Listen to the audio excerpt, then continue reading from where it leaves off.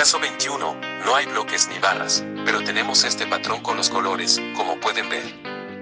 El algoritmo es este.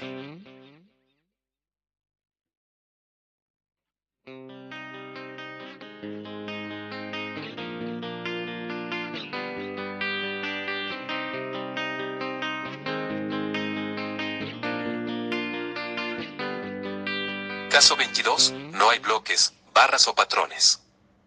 El algoritmo es este.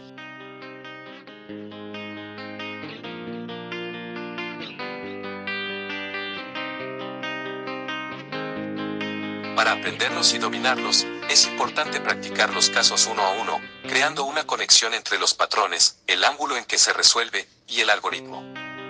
Me despido, adiós.